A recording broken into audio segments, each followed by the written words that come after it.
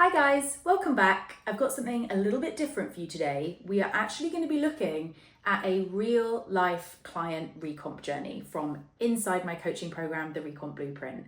And I thought this would be a good topic to kind of run through with you in some detail to just give you a bit of a realistic idea as to what a specific recomposition journey actually looks like in reality, in terms of timeframes, in terms of the different phases that we need to enter, how our priorities shift from one phase to another, and kind of what you can expect from this particular client profile.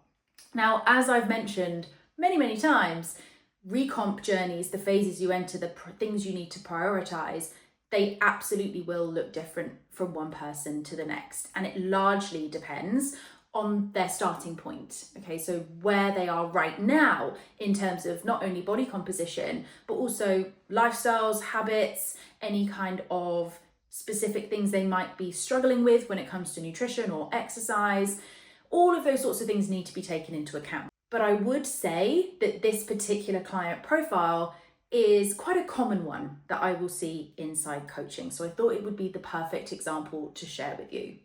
So this is Lizzie, and Lizzie and I have been working together for almost a year now, which is crazy how quickly time flies. And when Lizzie first came to me, she objectively, I think anyone can see, is not in a position where she has a lot of excess body fat to lose. She's objectively small, pretty lean already. And she was putting in a lot of effort. She was certainly not somebody who was struggling with motivation to get to the gym, or, that get up and go that you need to get yourself out for a run, or to pre-prepare your food. And all of those things were things that Lizzie was already doing. And she wasn't new to any of these things. She was very fit and she was strong. She had been strength training for a prolonged period of time for many years, was very confident in a gym setting, was an avid runner as well. So really in a good place in terms of overall fitness and strength. But she kind of felt as though current physique wasn't an accurate reflection of all of that work and all of that effort that she had been putting in.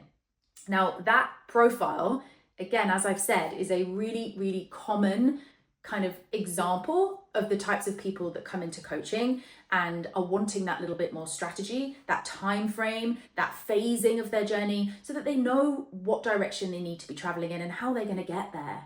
So Lizzie, as part of her onboarding, had said one of her main issues was that she found she was struggling with doing too many different things.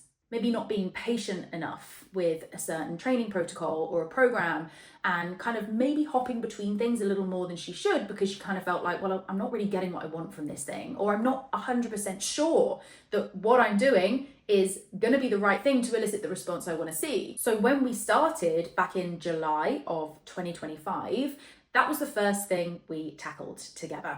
We looked at what she was doing training-wise and nutrition-wise. So during baselining, which is a phase within coaching that I will do with everyone, what exactly that looks like and how long that lasts, again, depends on the person. But essentially, it is a fact-finding mission for at least a couple of weeks where we'll kind of assess what's happening as is. What's happening with nutrition, overall intake, where is that naturally sitting for you without really thinking about it? What do protein levels look like? Carbs look like? Fats look like? All of that sort of thing. When are you eating? Meal timings, all of that. Any habits that you're noticing around nutrition that you're kind of wanting to curb? Any extra snacking here or there? You're finding you're particularly hungry at certain times of day.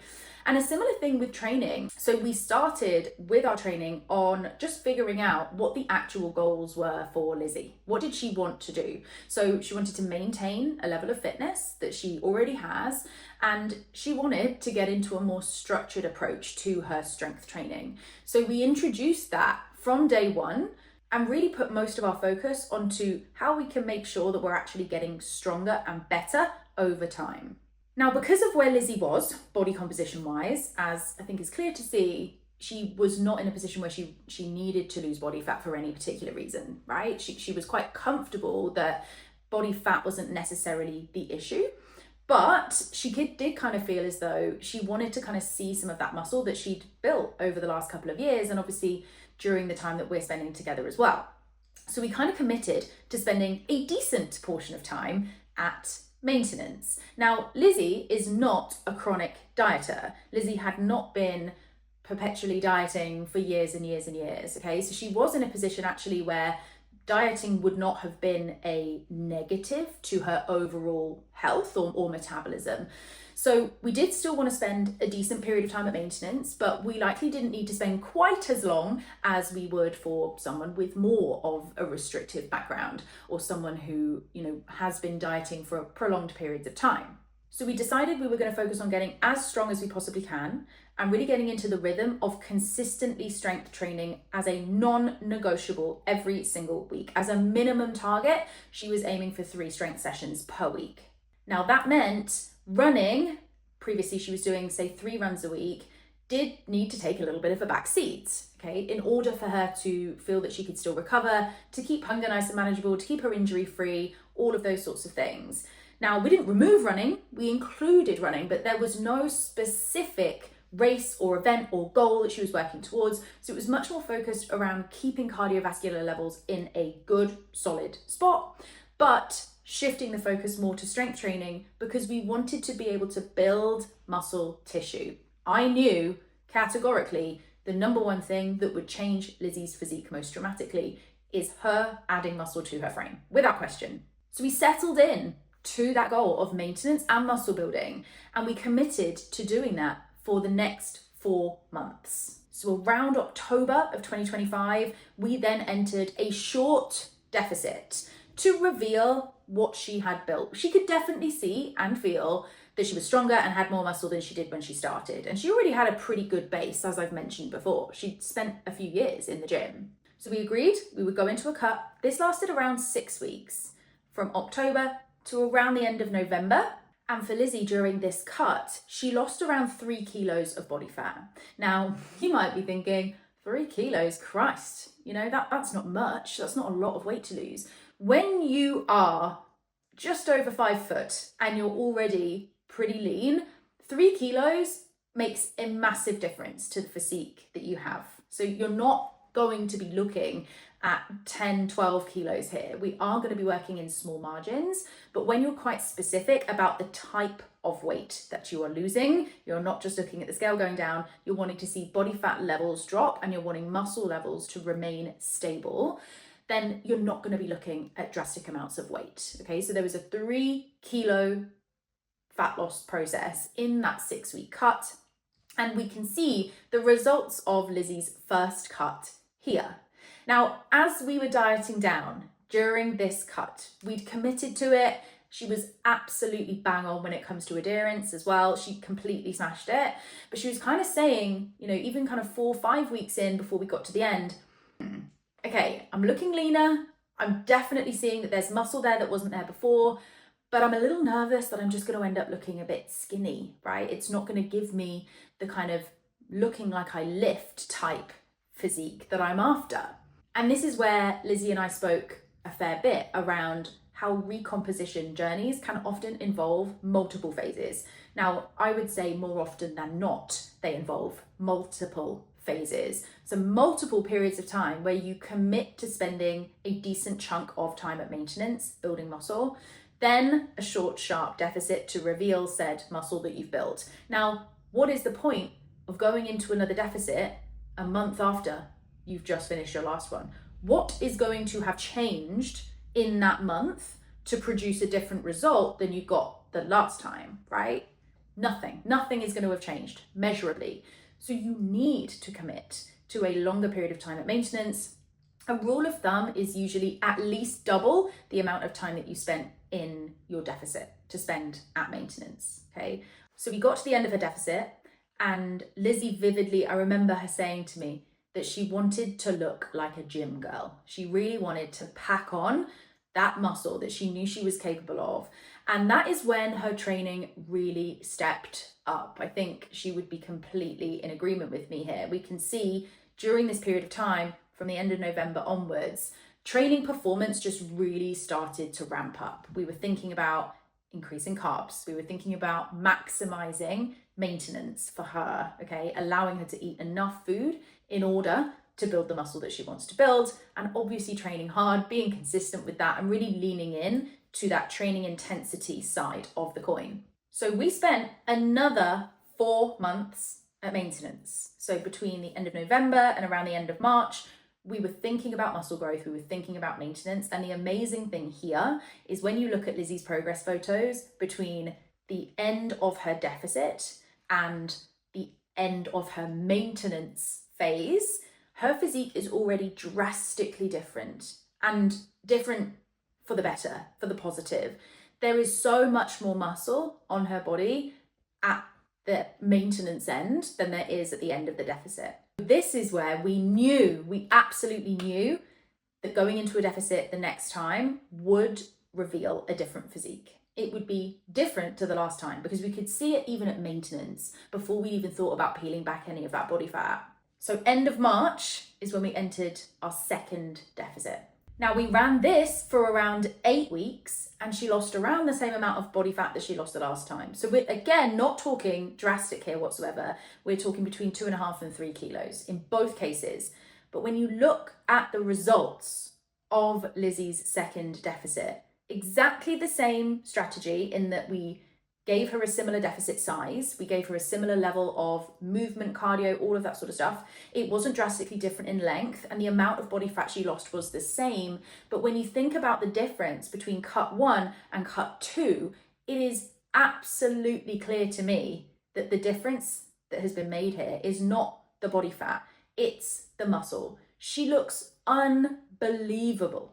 And that goal of looking like you lift, I think it's fair to say, is mission accomplished. Now, we only just finished up our deficit around 3-4 weeks ago, so it's pretty fresh. And we are now working on figuring out what maintenance looks like for Lizzie. We may well gradually increase calories over time. We've started off conservative. We're letting the body recalibrate. We're getting back into training. She's already said that the difference in terms of energy levels when it comes to her sessions has been really, really different since getting back to maintenance compared to a deficit.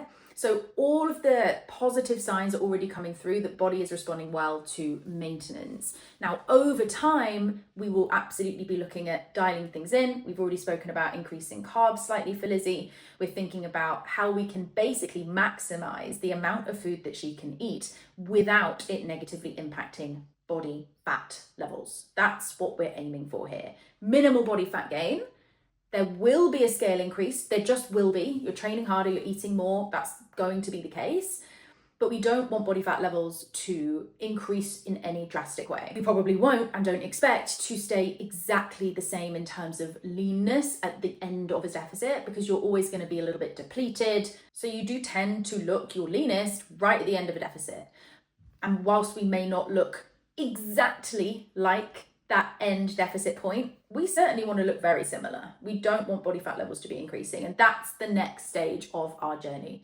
Now, the best part about this whole journey, in my opinion, is that Lizzie and I had a conversation this week, and she quite literally said, do not let me cut for the rest of this year.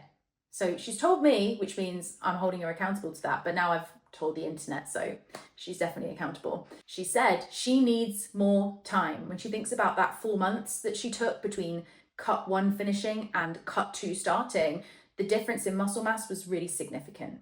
So she knows she wants at least that time again, and we're probably looking at pushing the next deficit to at least January at this point, giving her a good 6-month run of getting as strong as she possibly can. She wants to bench her body weight. She wants to smash out a full set of body weight pull-ups. So we have some amazing goals in the pipeline that we can really focus our efforts on around how much can our body actually do. That approach and that way of looking at things tends to allow for that muscle growth element to really look after itself. So whilst Lizzie and I are almost a year into our journey, and again, it's fair to say there's been some amazing progress, this is not yet the end. It's far from it. Far from it. We're going to be looking at another 6 months at maintenance and then potentially revisiting that dieting piece.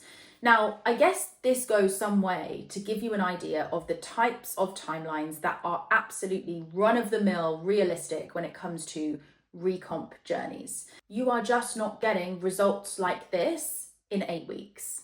And the reason you're not getting it in 8 weeks is not because you haven't found the right coach, the right program, the right training, the right macros.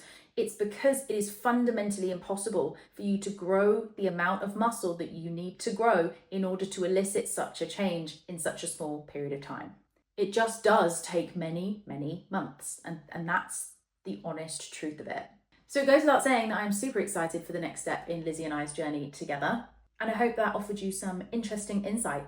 As always, leave your questions in the comments. And if you want to join the waitlist for coaching, you can do so in the link in the description. I hope you have a gorgeous rest of your week, and I'll see you next time. Love you. Bye.